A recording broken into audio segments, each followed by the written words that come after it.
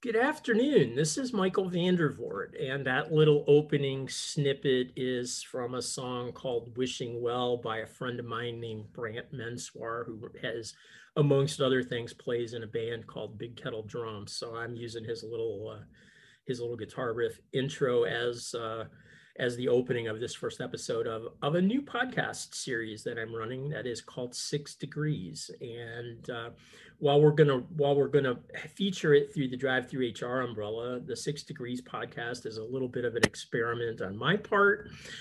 Essentially, I'm trying to figure out how connectivity works in relationship to exploring some other issues through conversations with guests. And I'll explain the concept here in just a second.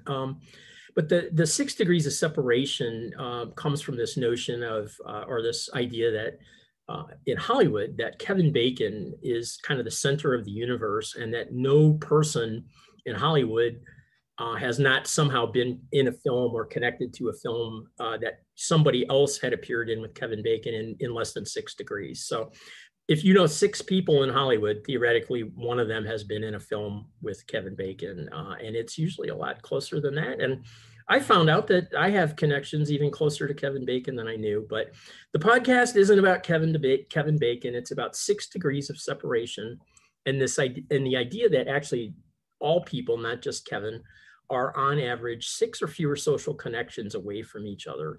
And as a result, the idea that a chain of a friend-of-friend statements can connect any 2 people in a maximum of 6 steps. I found this intriguing, and I wanted to try a series of shows where I explored the connections between 6 people, some of whom I know and some of whom I may be meeting for the first time.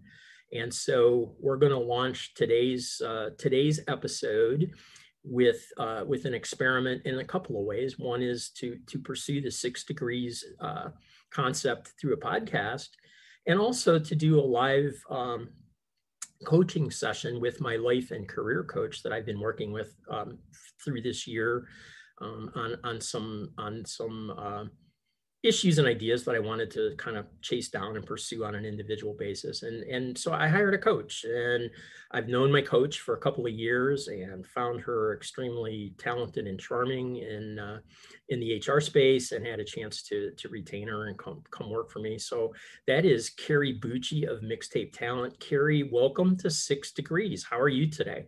I am fabulous. How are you? I'm good. I'm a little on the impromptu here because I didn't write a tight script. So we're kind of doing that. We're doing this coaching episode. We're doing it live, but I guess to introduce you, I'll give you a little formal bio, and then I'll ask you to kind of expand on it. So Carrie is a formally trained and certified professional coach, educated and evaluated by IPEC. She's accredited by the International Coach Federation. She's also a certified yoga teacher and has some other certifications in things like Reiki and others. You've been doing Mixtape Talent for a couple of years. I guess expand on your bio and kind of maybe talk about your coaching philosophy and approach for a second, Carrie, to get us started. Absolutely. So as you mentioned, we've known each other for a few years. We met at the Work Human conference back, this is maybe 4 years ago. Yeah, I can't believe it was that long ago, but it has been. Yeah. And that was right around the time I started Mixtape Talent. So Mixtape Talent originally started out with HR, talent acquisition, people operations, consulting services.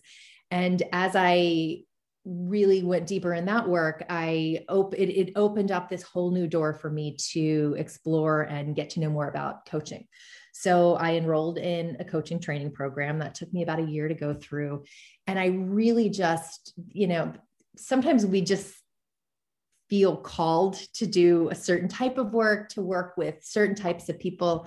And I feel so lucky that, the career that I never could have planned out in advance has really taken this magical form. So in my coaching practice, I work with folks mainly around topics around their career.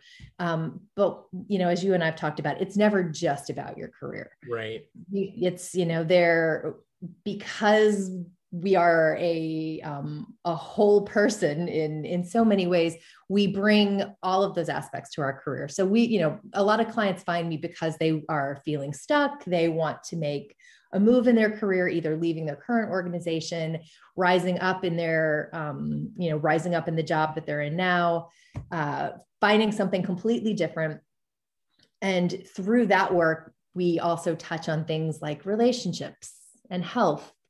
We talk about hopes and dreams and self-care. And that's just, it's something I'm personally interested in, that personal development, the world of personal development. And it's also really, really amazing and rewarding to work with people to help them make some meaningful changes in their life and pursue the life that they're really excited about and that they've dreamed about. So that's the work I do on my coaching side. And as you know, I've just accepted a new full-time role with an organization called Technically Media. I'm their new VP of product. And a big part of what I'm going to be doing is building and overseeing products for HR professionals, people ops, talent acquisition, particularly in the employer branding space, bringing talent and companies together so they can have a great match. So yeah, that's stuff going on.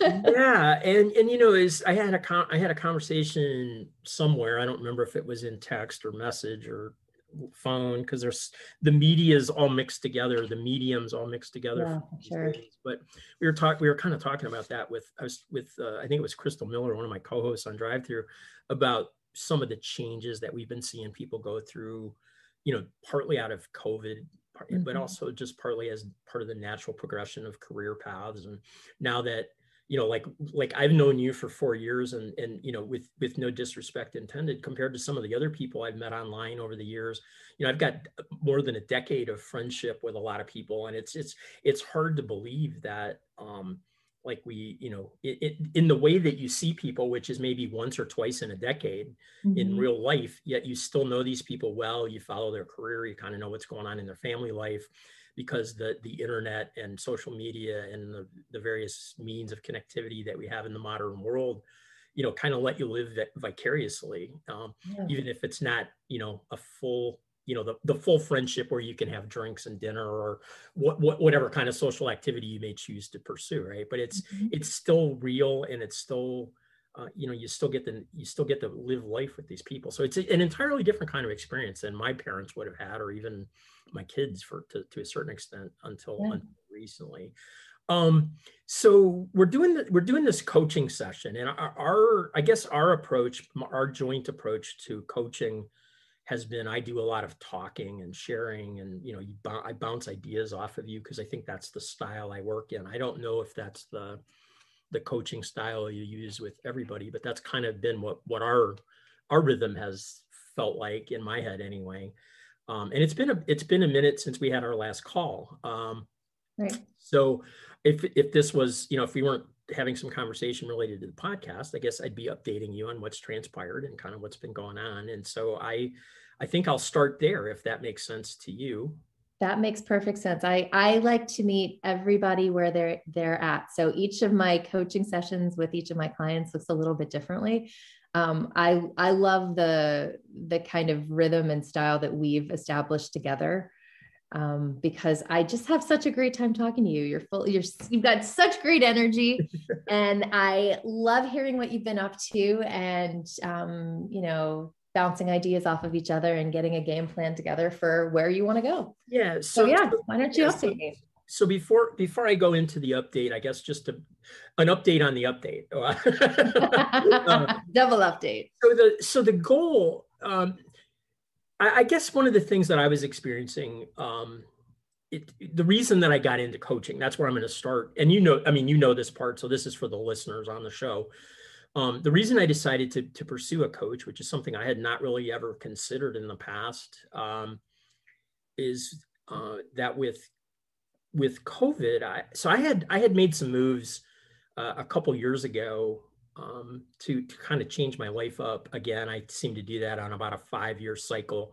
I had worked for Publix and lived in Florida, worked at Publix supermarkets, and left Publix at the end of 2014 and took a job with an organization called Q Inc. as their executive director. I moved to Georgia. I went to live, instead of living in Florida near the beach, I went to live in the mountains. Had a number of personal changes in my life. Wound up spending time with Q for about 5.5 years, but going through a divorce and kind of living someplace where I wasn't enthusiastic about in Atlanta. It was okay, but I didn't love it. I missed Florida. Publix had an opening come up. So in December of 2019, I accepted an offer to return to Publix in the department I had left, kind of wound the clock back a little bit for 5 years. Continued with Q for several months to help get them over the hump of hiring a new executive director. Publix is a member of that organization, so they were supportive of, helping them keep on track with their mission. Did that, moved to Florida in February, right around Valentine's Day of 2020. Was looking forward to the beach, moved into my new condo, which had a brand new pool, had just been redone, great weight room, workout room, all this stuff. And then in like March 15th, 1 month later, COVID came. And I never got in that pool. I never got in that weight room. I wound up moving to another place. I put on about 20 pounds. The COVID 10 is my COVID 20, I guess. I sat on my couch and watched TV till my eyes fell out of my head. And at some point I went, oh my God, I got to do something different to change this up. So I entertained the idea of hiring a coach. I did some research. I thought about what I wanted to work on. I talked to a couple people. I decided to work with Carrie because I love her energy. And as you said, I love to talk to you. You're just great to kind of, I just thought it would be a good match, and it has been. So we decided to embark on a series of about a dozen 1-hour calls, working on some themes that I had in mind. And those 3 things kind of fall under the umbrella. One is creativity. I used to be a very prolific blogger. And a few years ago, I lost my urge to write on anything except that which I must do for work professionally. I wrote a lot at Q. I write a fair amount at Publix reports and stuff. But that used to not matter. I used to have plenty to say outside of work. And these days, not so much. So the podcast has sort of become my creative outlet from the perspective of professionally related HR work. But I wasn't happy about that. I miss writing, and I miss the energy I used to have. So I was trying to figure out if I could get that back, and that's still a work in progress. So one was creativity, and the other 2 themes are kind of interrelated. One was intentionality. I don't know if that's actually a word. I wanted to live more intentionally. And by that, I wanted to try to achieve certain things that I sort of thought about a lot, but didn't do much to really pursue. And then the second one that links with that was self-care, both from a physical and an emotional standpoint. And so I talked to Carrie about those. And Carrie, I guess I'd ask a question here. Is you did a big intake of information from me initially as a client. Can you like quickly summarize kind of what you did and how you go about doing that? Yeah. So before every client says, yes, I want to work together, we do a call together. So I don't know if you remember our discovery call. Mm-hmm. That lasts about a half an hour. And that's really the first step, for you or for anybody who might be looking for a coach. It's kind of that introductory call. You're getting a sense of, is this going to be a good match? Is this somebody who understands and has experience or insight into the topics that I want to specifically address? So we had our call. And then, as you mentioned, there are forms that I had you fill out. And so that really gives me a little bit of a deeper understanding and sense of where you are the moment we start our coaching relationship. So some of it is looking back in terms of, have you worked with a coach or a therapist or a mentor before? What works for you in those relationships? What didn't work? Do you like to be pushed? I have some clients that I work with that really want me to be not aggressive in the traditional sense of me, like, being a real bulldog, but in terms of, holding like a lot of accountability, a lot of structure, a lot of pushback perhaps on when they say things, or questioning how, even the tone, some clients really want me to push there. Others, that's not the style that they respond to. And like I said, I like to meet people where they're at. So I had you fill out some forms that talked about, how do you see yourself? Like, what are your best qualities? What do you think the qualities that need improvement are? How do you think people perceive you at work, in your relationships, friendships, family, things like that? So really getting a sense of who you are and how you relate to the world. And then I have you set some goals, and those are pretty much our North Star throughout our relationship. So you mentioned the 3 goals that you set, and each session I have those goals pulled up in front of me, and I'm making sure that everything we're doing is somehow tying back to those goals, because the ultimate goal of coaching is that at the end of our time together, you feel that you have made some sort of progress and really been intentional, to go back to, to your concept of intentionality, which I'm going to go ahead and say that's a word. That's a word. Okay. Okay, that's a word. That I feel like in order for you and every client that I work with to feel like coaching has been effective for them, we really want to make sure that it's all in service of something. So that, bringing that structure to our coaching sessions, when we start talking about things, and it may be, you're talking about a win from the week, or a challenge that you faced recently, or something that's keeping you up at night. I like to, to tie it back into the goals. How do they relate? This is in service of achieving this goal, or, you may not even realize it. And I think this came up for us a couple of times where you were doing things, and through the course of the conversation, through the course of our session, you realized that actually, like, you had made some really big strides towards your creativity goal that you're working on. Yeah. And I think that's an important, if you've never used a coach, we've been into a lot of stuff, a lot of personal stuff that you and I have discussed, which we won't repeat all of that here. Mm-hmm. But, it requires, I believe, that if you're going to go through this process, you have to kind of invest in it fully, and, not overshare, but talk to people about what you need, but also the things that scare you, or that, we on Drive Through HR, we talk about what keeps HR managers up at night, but there's a lot of stuff that keeps people awake at night as well, right? The guilty voice, and the self-critic, and all those little people who live inside our brain. And we talked a lot about that, and I shared, just, not to be overly transparent, but like I've shared with you, the issues with writing, and just feeling like, I got nothing to say, and yet I miss it, and yada, yada, and I chase that around in my head, and it's like, you're not really doing anything. And I know in one of the coaching sessions, you're like, well, you're still writing, and you're still doing this. And, it's like, I don't give myself credit for the writing that I do, because I'm doing it for work. Therefore, I'm compensated to do it. Therefore, it's a requirement, as opposed to what it used to be for me, which, when I was doing my blog every day, with passion, right? So it doesn't feel the same to me, but it also means, in some sense, that because I've boxed myself in the way I think about the work that I am doing related to writing, I'm not really giving myself full credit for what I had been accomplishing, right? That was one of the things that, sort of you brought a little clarity to me that, you're still writing, you're just doing it differently. So that's I thought a pretty cool example of one of the very discrete or very distinct things that I learned through our conversation. Mm-hmm. Well, at that point, it also helps tie into the goal of self-care, because a big part of self-care is, how do we speak to ourselves? What is it that we're saying to ourselves? And I feel like we can say things to ourselves that we would never, ever dream of saying to another human being. Right.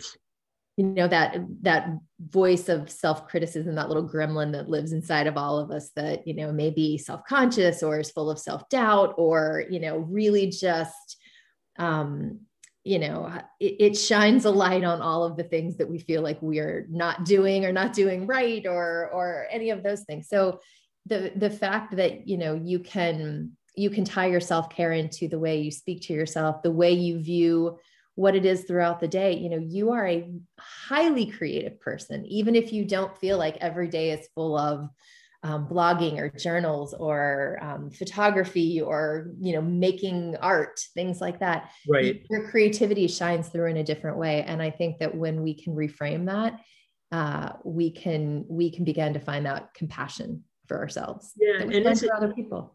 Yeah. And to your point, like, a lot of the things I do, like another thing I learned is, I may not be, the next, Richard Avedon or whatever. I don't know famous photographers, but I may not be that. But like I take a lot of pictures because I enjoy snapping pictures, and I try to look for, not to just walk around going, "Ooh, a flower." But like if I see something an image or the sky or whatever that is striking, I'll take a picture of it. And not everything is, to be posted on the internet or whatever. But I enjoy doing that. And at times, when I like pause and look at what I've sort of aggregated on my phone over a week of walking around in the world, I'm like, oh, there's a really nice shot there. And, you share it you just share it on Facebook or whatever. And, somebody else gets to enjoy it. I mean, that's a little spark of creativity and sort of a reward, right, for making the effort to pay attention to what's going on around you, in that other people maybe get a second of joy out of it. Like a few weeks ago, there was a double rainbow over the pond by my house, right? And I was walking the dog and I didn't have the phone with me, and I ran in the house with the dog and got back outside and got the double rainbow. And I was really happy because I got to share it, and it was right in my card. No big deal, just a moment, but it was nice, and it mattered to me. And that in some ways, that's what creativity is all about. It's not necessarily writing War and Peace or making the Star Wars trilogy or, big creative things, right? It's the little things that, and I felt coming into our conversations, like those little things were just kind of the idle way I passed time, but they didn't really have any significance. I'm learning to give myself more credit, for being able to do that. And kind of that's where the muse of creativity has taken me. It's not the same as it used to be, but it's a little bit different, and I enjoy it. And that's kind of all that's required, I think, in the end.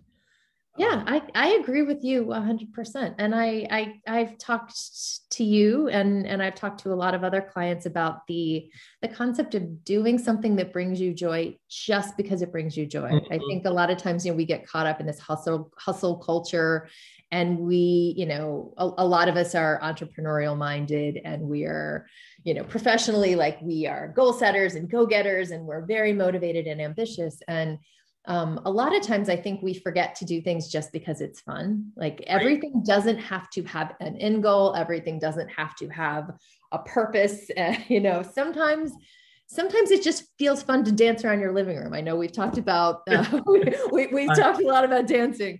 Yeah. And sometimes it's, dancing just for fun, not because I am trying to be noticed by anybody or because I'm trying to get on Dancing with the Stars, just because it feels good and I want to be in my body and I want to be present in that moment, and doing things just for fun, not because we're trying to get anything out of the experience or be performative in any way. I have a client that I work with that we were doing this exercise, and she loves karaoke. And she got herself a karaoke microphone, and now she sets a date with herself on a regular basis to do karaoke in her house, just for herself, just because it's fun. And it's a way to, let go and release some tension and feed that creative energy wherever it's needed. I think, so your photography, it doesn't have to be, I'm going to take pictures with the goal of, getting a show in a gallery. It can just be, it just feels good to take a picture. And I love sharing the things that I see in my travels with other people. And that feels good. Yeah. And also I think that another thing, sort of related to your point about your friend who sings for her own entertainment, because it set it in some ways, and I guess that where I'm headed is a little bit bigger. I think the three goals, the self-care, the intentionality, and the creativity that I selected, I sort of feel like they all interrelate. Yeah. For me, they're separate in nature at a certain level, but like in order to take care of myself and do good things and be intentional about what I wanted to do, I needed to find some things beyond, Netflix, right? Right. Because I felt I was feeling as if I had sunk into my couch and just, never left the house. And if I did leave the house, it was to go buy beer or whatever, and it was like and I was living alone. I was locked in, and it was just so depressing and so boring. And yet, and so when I just started to think about it, instead of doing something about it, I felt sorry for myself. That's how I started out. Felt sorry for myself, oh, sucks. I can't write. I can't do. So I'll just sit on the couch and, subliminate everything again with, reruns of Star Wars or whatever. Yeah. And at some point I realized, look, you got to get up and do something. You got to find a reason to go do something. You need to think about the things you're going to do. And at that point, another bad trend or another bad tendency that I have kicks in which once I decide to go do something, I have to go do everything right now. Oh, yes. And we've talked a lot about this as well, right? I've got it all in. I'm going to get off the couch and I'm going to become an Olympic athlete by tomorrow afternoon, which of course is complete bullshit, but it's sort of like, so I'm going to go buy all the equipment and rent my costumes and get ready, and then I'm going to go, oh wow, this is a lot of work. I don't know if I can start this until next week, and so there's like, yes, if you get excited about your goal, you approach your goal and you realize it's the size of Mount Everest, or I think we've used elephant a lot as an analogy. Whatever it is, it's really big, and when you actually look at it, it becomes really daunting, and so it's easy to kind of just go, screw that, and fall back into the previously learned behavior of, doing nothing and feeling sorry for yourself about doing nothing and having no life. And that can be a very vicious circle. And you and I talked a lot about the necessity to kind of, okay, you can't become an Olympic athlete, but you can get in better shape. But you have to go do something to make that happen.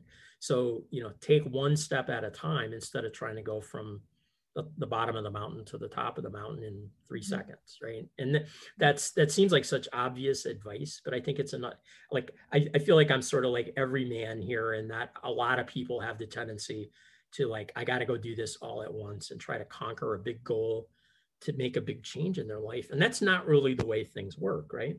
Right. Well, it's not necessarily the winning approach to building habits and changing and making like permanent, meaningful changes. So for those of us who are wired that way, and I am in that camp as well, all in, like gotta have all the equipment. I'm going to do all the research. I'm going to become an expert. I'm going to do yoga, work out, ride the bike, roller skate, whatever the thing is, I'm going to do it 7 days a week, and I'm going to change my life, and it's going to be amazing. And, very quickly reality sets in, and it becomes another obligation on our very long to-do lists already. And when, something becomes an obligation, suddenly all the fun is sucked out of it. Mm-hmm. So, it's hard to keep that momentum going, to keep the energy and the focus and the drive going on something that feels overwhelming, and then starts to feel less fun. That's when we're like, oh, maybe, if you could see the corner of my room right now, you would see my exercise bike that I bought during the pandemic. It probably has cobwebs on it, but when I got that bike, I was going to ride that bike 5 days a week.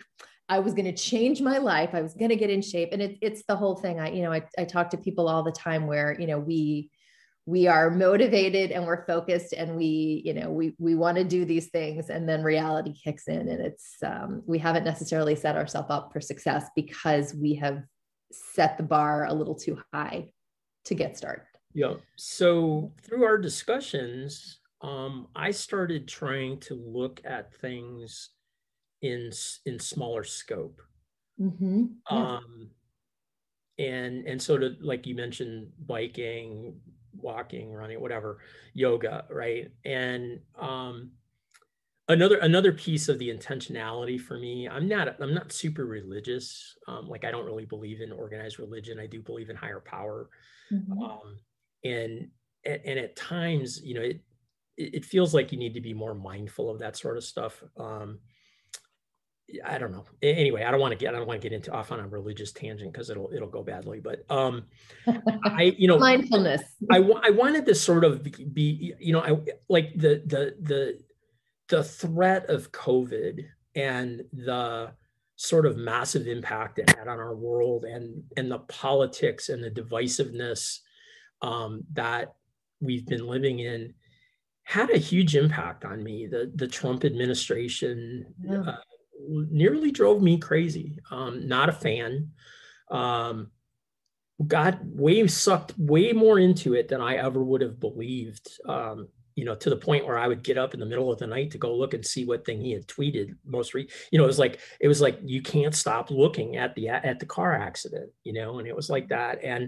And so a lot of this self-care and intentionality was not just like I need to walk more, which I did need to do.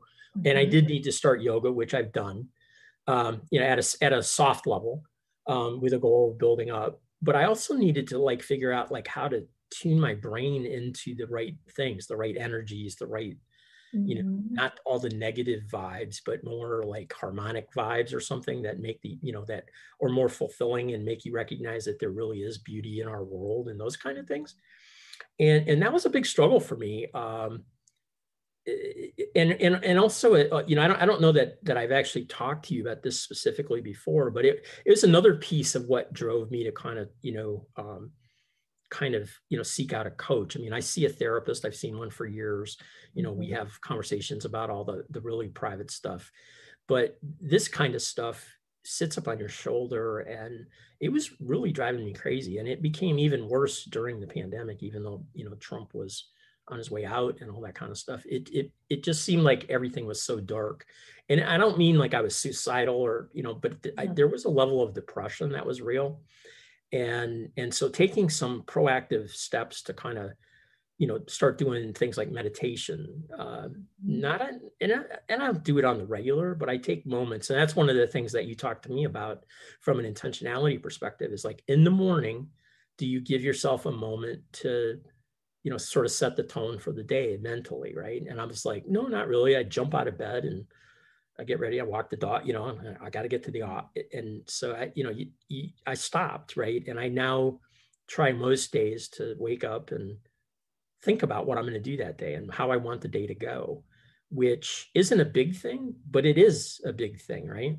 Yeah. What have you seen any shift? Does starting your day feel different now that you're incorporating that or being mindful of starting your day that way? It's hard to say that there's like a huge, like, oh, my life has changed, right? It's not that, it's not that, but I do think it has made a difference. And it's combined with this is part finally now a half hour into the episode, now getting to the update. So like, and some of this because I've sent you email or whatever, because we talk through text. We have sort of it's not just the hour that we talk on the phone or whatever. We sort of drop notes to each other periodically as well, just to kind of keep in tune and let you know how things are going in between meetings. And so I have started a better walking regimen. And, it was one of the things where like I walk the dog several times a day, but I just walk her around the block in the neighborhood. Right. And then on the weekends, we go for a longer walk. And so one of the simple coaching things that you asked me to do was, can you add in like one more longer walk in a week or two? Can you like make a higher commitment? Because I was like, I love walking the dog. It's good exercise for me. We go a mile on the weekends. And you're like, can you do that one more time? Right. With the idea of eventually maybe I do it 5 times a week or 7 times a week, but not today or even. Right. Not on day one now I'm going to do 5 days a week because I've got to get out there and I've got to like, that's so much pressure to put on yourself. Right. And I Right. talked to you about buying a bike and you were like, I don't know if it's and ultimately I did. And I ride it once or twice a week, not very far. But I ride it as far as I'm comfortable riding it Right. before until I get tired, right? So I'm not so this buildup of self-care from a fitness perspective, and I've also started doing yoga 3 times a week, Mhm. 30 minutes with another coach that I've hired because right now I find that it's useful to invest money in myself, Yeah. get the extra support to go back to a point you made a minute ago, to kind of build up the discipline to build habits as Mhm. opposed to eating the elephant and becoming that Olympic athlete overnight and then Right. failing, right? So I have through the work we've done and the things I've learned and some of the breaking down of what I'm trying to accomplish, I've started to put together, and it's still a work in progress, kind of a fitness program, which Mhm. will involve walking, biking, and yoga, um, and maybe sometime getting back into a gym and doing some weights and stuff for more toning of muscles or whatever. But by no means am I in a heavy workout or anything, but I'm doing a lot more mobility and motion and exercise cumulatively during the week than I was a year ago. And so I feel like I mean, that's worthy of recognition. There's a long way to go, and I can do a lot better, but I'm trying to do it organically, right? To build up to it instead of trying to, go from 0 to 60 again. So that there's two things there. One is I'm doing more things, and the Mhm. second thing is I'm learning how to manage doing the things better. And I Mhm. and I did that partly through the conversations that you and I have been having and will continue to have for the next, few months. And I think this also feeds into your emotional wellness. So, we've talked a lot about the things that you're doing in service of your physical wellness. And I get the sense that you have experienced, a shift on some level in your emotional wellness Mhm. because of the changes you're making, because you are bringing mindfulness to what you do, because you are aware of the choices that you're making. You are deliberately making choices through the lens of feeling better, improving your mobility, improving your connections with the world. So that's all, it's in service of your physical health, but also in service of your emotional health as well. Yes. Yes. And then to make other simple choices like turning off the noise of, the T. I mean, I still part of my requirements for my job is I have to keep up with world events, right? Yeah, yeah. But not live in them 24/7. And Mhm. so, like do what I need to do for work, but not bathe in it 24/7.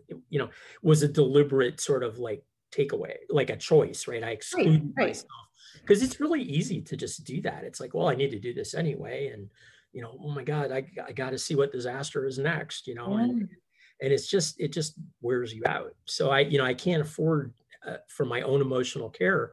I can't afford to keep living in that universe in the way I was because it really was bad for me on many levels. And so I've made a deliberate choice not to do that as much either. And, like the bike, some people want to ride 30 miles. I wanted the bike because I live in Florida. We have great weather. I Yeah. want to just get outside, and I can't just sit at the pool or whatever to do that. I wanted a reason to get out and do something, but that would get me outside, right? And um, I haven't started this yet, but one of these weekend, I want to start like trying to find like places to go on a Saturday to Mhm. ride the bike that aren't just around my neighborhood.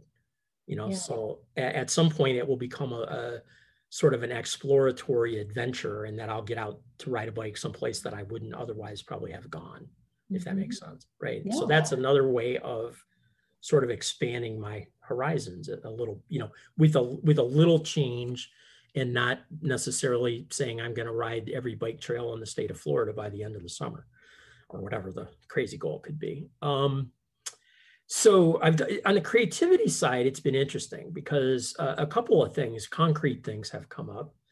One is I had been toying with I had gotten to the point earlier before we started talking earlier in the year. I'd gotten to the point where even the podcast which has been pretty much a passion play for me since 2015.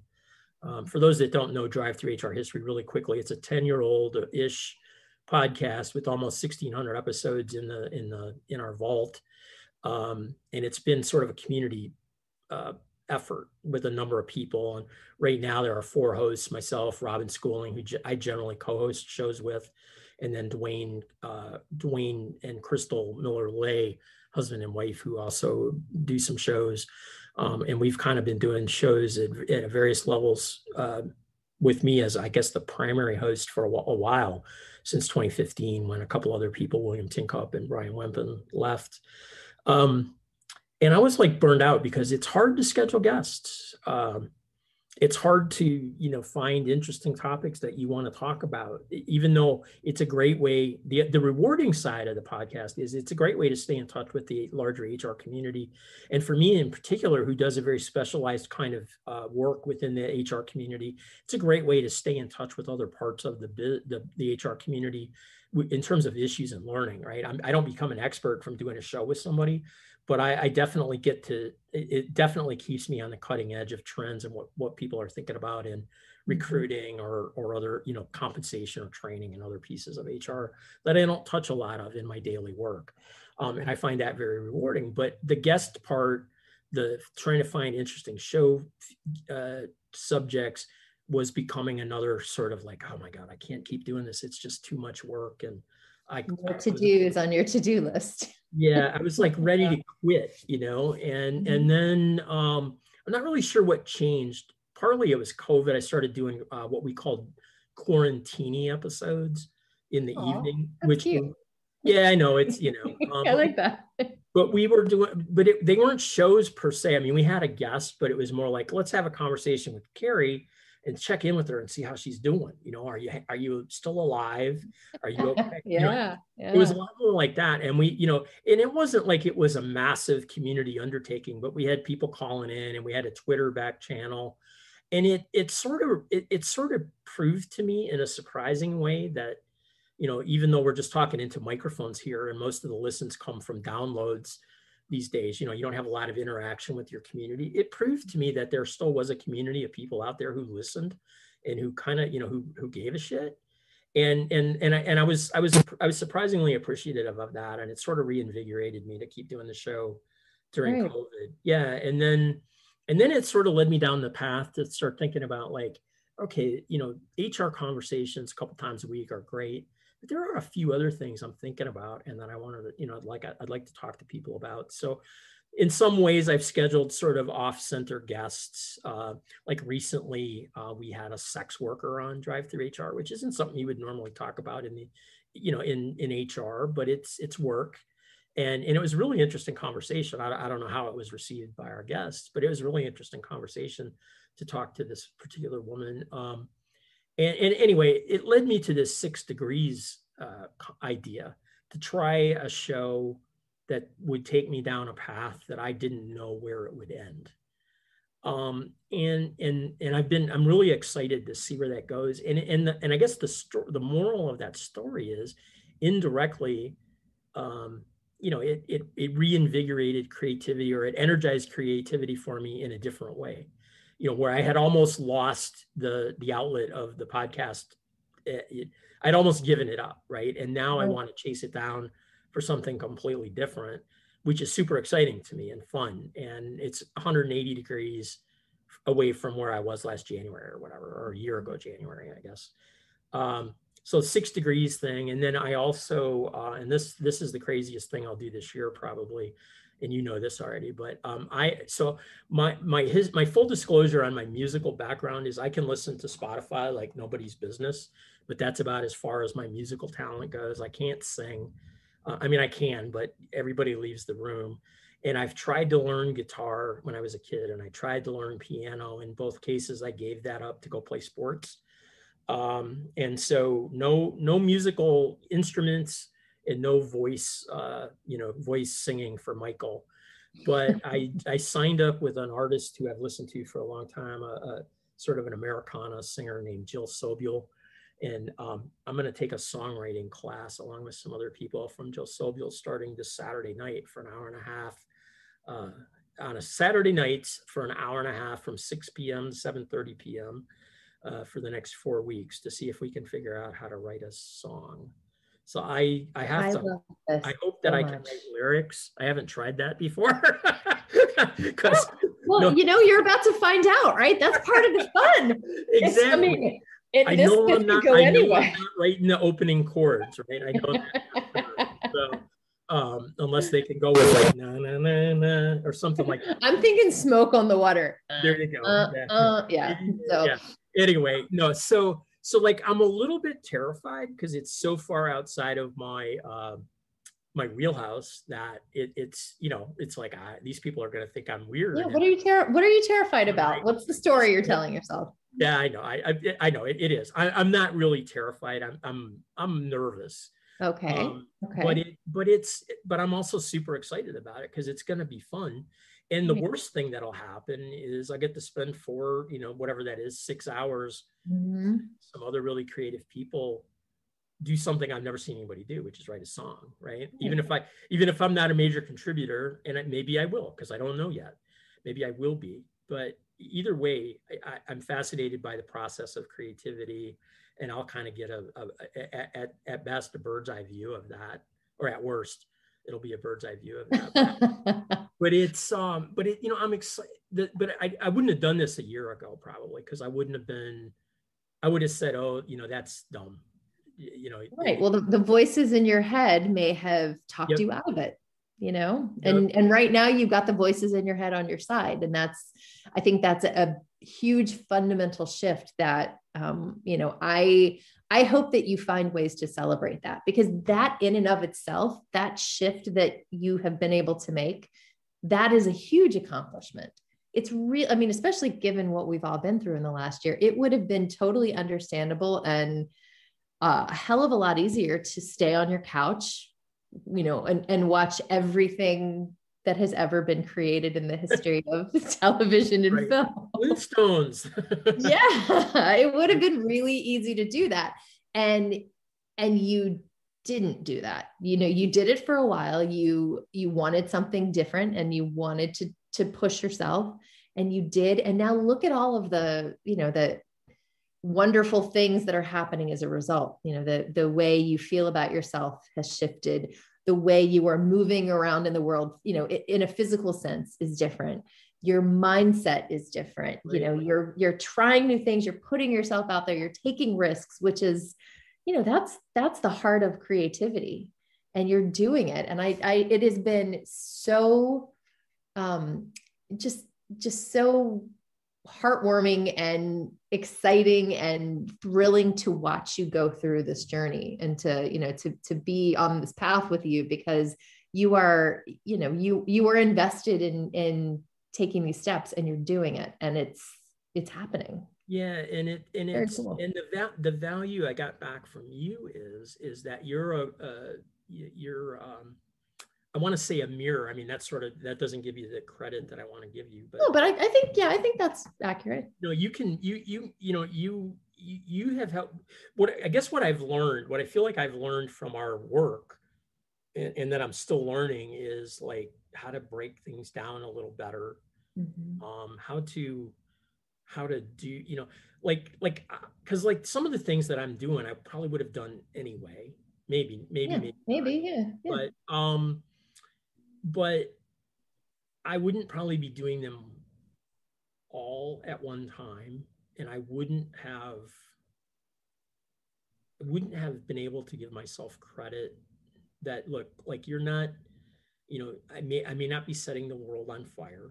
I may not be achieving my self-care goal quite as quickly as I think I should in the back of my head. Like, I should be working harder is still there, right? I should do more, but I have chosen to kind of take a more methodical approach, Mm-hmm. to be able to, like, regain, and this is where it sounds, in my head, it's where it sounds a little pathetic. It's like, to be able to regain just some basic mobility skills. It wasn't like I couldn't walk, but I just was stiff and sore, and my hips hurt, and knees ache. I'm 64, so some of that is going to always be there, but a lot of it was because I was just sitting on my ass. And so, I needed to get up off my ass but I think I need to do it and start running, but I hate to run.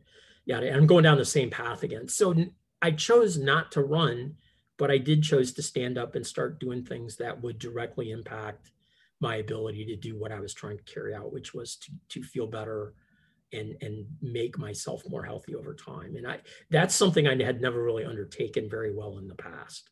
Right. And so while I don't feel like I'm hitting huge milestones, I've stuck with it so far, which is, breaks the chain of, having the big goal, getting the costumes and the equipment, and then going, yeah, those will look good in the closet, and walking away. You're building the habits, and that's the part, and I, a big part of what my job is to help you remember that, while the milestones might not feel as grand as you would ideally like them to be, they're still milestones, and it's still something to celebrate.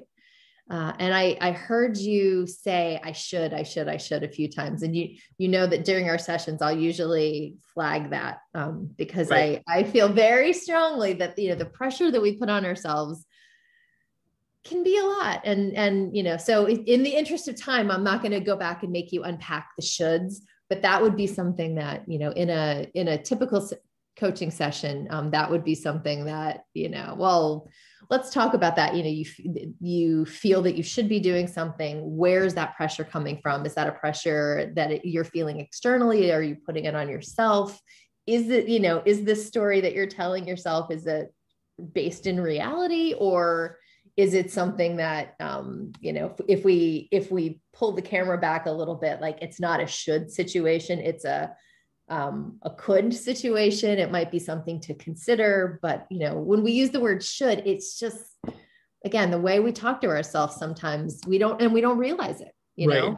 We're so conditioned. Yeah. That's the opposite of being intentional. Saying I should is fine, but then feeling guilty about that you didn't, right?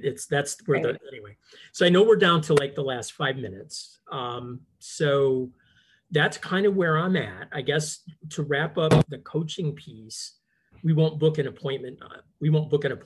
Today. We won't make people sit through the administrative. Like, what date is available for you? No, we won't do that. Right. But I think we're literally halfway through our sessions. I think this is number 6. I don't know. Yep. So we'll continue to do this kind of conversation. This is a little different than what they normally sound like, but we'll continue to do this for another 6 calls over the next few months, and then we'll kind of see where we're at. But I will say thank you very much, sincerely, for helping me make a lot of progress, and especially helping me learn to give myself credit for the things I'm doing, which I was not always very good at. And I think that's that part of that mirroring back. It helps to have somebody with a positive voice say, but look at what you've done, right? Because I don't. I go, yeah, that's all good, but anyway. Yeah, so that helps a whole bunch. And I guess just to close, from a coaching perspective, I was not convinced when I started thinking about this that this was going to be worthwhile, but I would definitely give, not just for Carrie, but coaching in general. Although Carrie definitely gets my vote if you're looking for a coach. Oh, thanks.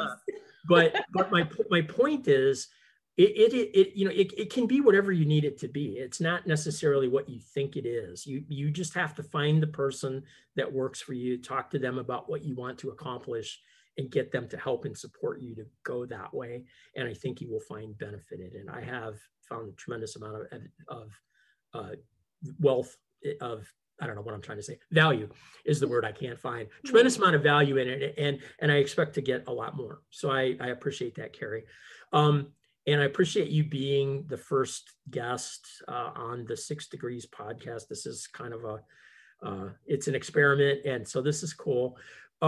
I didn't say at the beginning, I said that I didn't have any idea where the shows would go. So the rule, 2 rules. One is you have to be willing to be a guest, which Carrie was. And you also have to be willing to identify the next guest. So I have no idea who's going to be on show number 2, because that is Carrie's responsibility to go out and find someone that she thinks that will be interesting for me to talk to. and that will be interested in sharing some information with our listeners. And so I'm going to turn the rest of the show over to you, Carrie, to do the big reveal of who is going to be the guest and what's the topic for show number 2 in the 6 Degrees podcast series. Ooh, is the suspense? I didn't put together a drum roll. I guess I could. As you can tell, no rhythm there.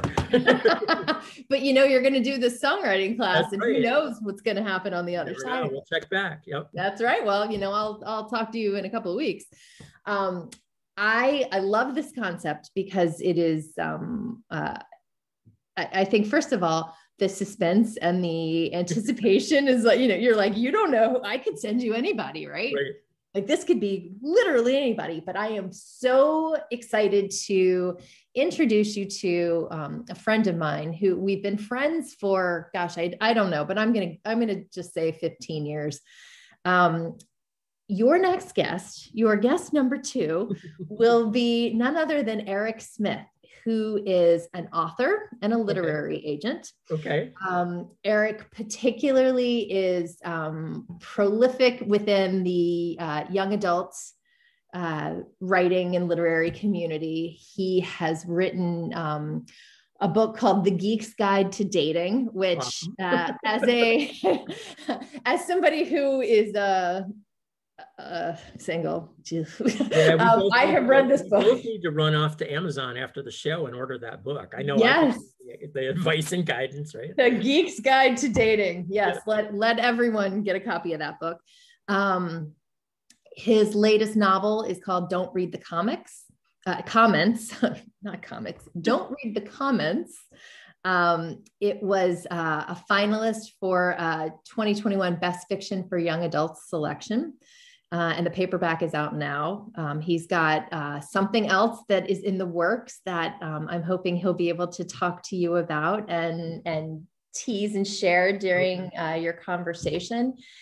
He has an anthology called Battle of the Bands that he co-edited, and that's coming out very soon. He has short stories. And he's a father and a husband, a wonderful friend, a wonderful advocate for people in the community, within the local Philadelphia tech startup creative community. But I would say his reach is really worldwide, and I'm so excited to introduce you to my friend and somebody I really respect and admire, Eric Smith. So that's going to be awesome. I'll have to have you send me the contact info, or I'd send an intro note or something later on, since after today, I'm on vacation for a week. So I'm headed up to New York. Self-care, baby. Self-care. I am. I'm going to be hanging out in the Adirondack Mountains near a lake. So that'll be great. Lovely. Yes. Thanks so much for doing this. I was trying to figure out who to ask, and I was like, how better to tell the story or start the story than kind of where it got started in the first place, where I got some of the inspiration. So really appreciate you being the first guest on 6 Degrees. I look forward with great anticipation to meeting Eric and having a cool conversation with him, and then see where it goes from there. So I am honored, and it has been so much fun to be here with you today. I look forward to our sessions every time. This was no exception. And I'm just so proud of you for this. Was, a little seed of an idea that you had, and look at you now. So this is progress, and it's accomplishment. And I hope that you can feel proud of that. I'm over here cheering for you all the way. Thanks. I do. As you know, when we started to do this, we had a couple, for whatever reason, it seemed like the show was never gonna happen. Right? Like, I'm all ready to go. Oh, well, it's not working. I can hear you, but you can. We had a little technical difficulties getting here, but we did it. But hopefully this one is in the can. I'll let you know shortly and send you the link and put it out on social media. But again, thanks for being the guest. Thanks for the coaching, and I'll talk to you again in a few weeks. Okay. Have a wonderful vacation. I can't wait to hear episodes 2 through 6. And thanks for having me. You're welcome. Have a great afternoon, Carrie. Bye. Take care. Bye.